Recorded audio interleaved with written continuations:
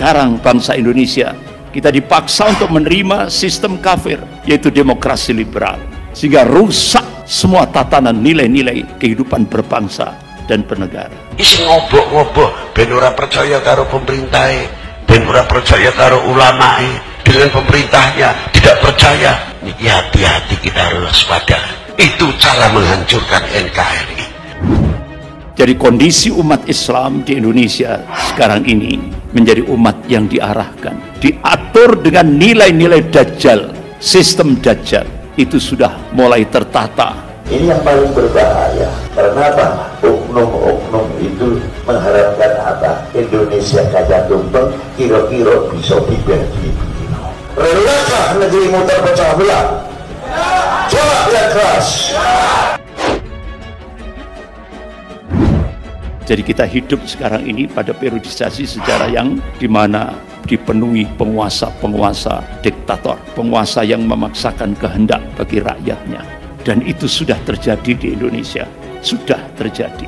Segala macam bentuk kesyirikan, kebid'ahan, kemungkaran, ketidakadilan, kezaliman, kesewenang-wenangan, kebobrokan moral di mana antum hidup sekarang ini. Tolong jaga tutur mulut kita, tutur omongan kita, telinga kita, mata kita. Jangan sampai memberikan celah-celah kepada oknum-oknum manusia yang akan menghancurkan umat Islam, khususnya umat beragama pada umumnya, akan menghancurkan Indonesia. Seorang pendakwah bernama Ustadz Adri Kurniawan dikritik warganet setelah ceramahnya yang menyebut demokrasi di Indonesia adalah sistem kafir, viral di media sosial. Pada ceramahnya, Andri menyampaikan pendapatnya bahwa sistem di berbagai negara, termasuk Indonesia, sudah mulai tertata dengan sistem Dajjal. Berbagai lini kehidupan umat manusia sekarang ini diatur dengan nilai-nilai Dajjal, sistem Dajjal. Kata Andri dikutip dari video yang diunggah kanal di YouTube pada Senin 14 Februari 2022. Ia menambahkan, jadi Dajjal aslinya masih belum muncul, tapi sistem Dajjal ini sudah mulai tertata di seluruh dunia, termasuk Indonesia. Kemudian, Andri kembali menjelaskan tentang aspek kepercayaan yang termasuk dalam sistem Dajjal. Dia mengatakan, coba kita lihat dalam aspek akidah yang sering bermunculan, one world religion, satu agama dunia, yaitu pluralisme agama, satu keyakinan yang menganggap semua agama sama. Ini sistem Dajjal. Tak hanya membahas tentang sistem Dajjal, Andri juga mengutarakan pendapatnya tentang sistem politik Indonesia yang dinilai sebagai sistem politik kafir. Bahkan dalam aspek politik, kita dipaksa untuk menerima sistem kafir, yaitu demokrasi liberal, ungkapnya. Andri melanjutkan, padahal jati diri bangsa Indonesia sejak awal pasca proklamasi menjadikan musyawarah untuk mencapai mufakat, iya kan? Itu sudah jati diri bangsa Indonesia. Tapi sekarang bangsa Indonesia dipaksa untuk menerima sistem kafir, yaitu demokrasi liberal. Ceramah Andri tersebut kemudian tersebar di media sosial dan mendapat kritikan pedas dari netizen. Pemilik akun Twitter @dimaselagi menyisipkan sebuah link berita tentang Andri yang menyebut Indonesia dipaksa untuk menerima sistem kafir. Sambil mengunggah berita tersebut, @dimaselagi menulis, kalau nggak sepaham dengan alam demokrasi Indonesia, silahkan angkat kaki dari negeri ini, paham Drun? Netizen juga menunjukkan berbagai reaksi saat melihat cuitan @dimaselagi tersebut. Dajjal seperti ini harusnya diproses hukum, jangan dibiarkan karena bisa menghasut masyarakat awam. Berbahaya @polri, tidak perlu ragu lagi karena dia tokoh agama. Kami yang waras masih banyak yang mendukung Polri dalam menegakkan hukum kepada mereka pelanggar hukum, apapun statusnya, kata @ellen. Banyak bacot, silakan tinggalkan Indonesia, pinta @danar. Kayak bisa ngabacot saja, dia kalau bukan di negara demokrasi, ujar @s_miss. Tidak ada sistem paksaan dalam kehidupan berbangsa bernegara, hanya harus mentaati undang-undang atau peraturan yang berlaku sebagai warga negara. Kalau Anda merasa tidak cocok, silahkan pergi, jelas @sriyanto94638. Jangan tunggu diusir paksa, balas @Roya Korea.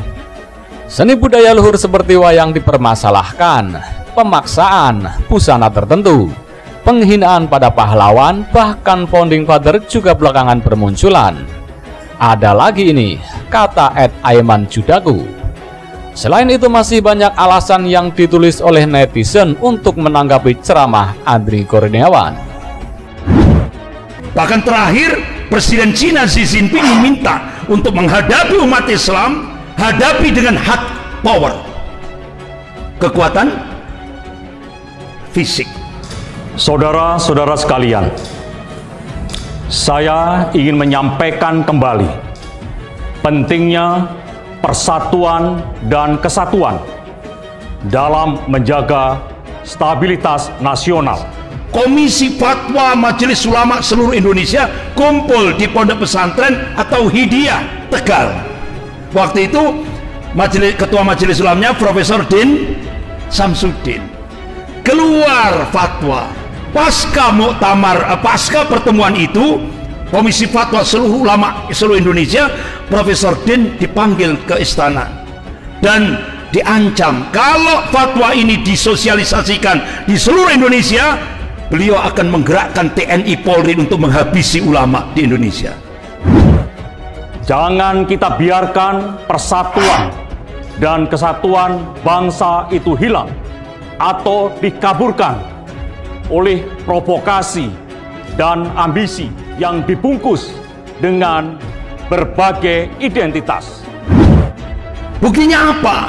Tanggal 6 Juni 2016 itu 3147 dalam rangka untuk melaksanakan perintahnya Presiden Cina Xi Jinping, hapuskan syariat Islam di Indonesia.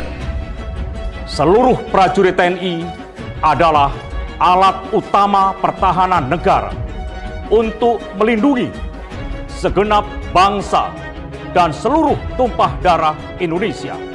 Ini kan jenengan berani nyatakan di Indonesia dengan keras itu nuklir kalah. Di zaman Pak Karno senjata TNI Polri itu belum apa-apa dibandingkan luar negeri pada waktu itu. Mengapa kuat bangsa Indonesia tidak bisa disebut? Karena fanatisme yang ada pada bangsa ini sendiri. Itu hebatnya. Orang Indonesia itu pintar-pintar, tapi malas bisnis. Ingin uang banyak, tinggal kasih uang, ia akan baik kepada kita. Jadi strateginya Cina terhadap pejabat-pejabat di Indonesia, kasih min amplopi bin fulus.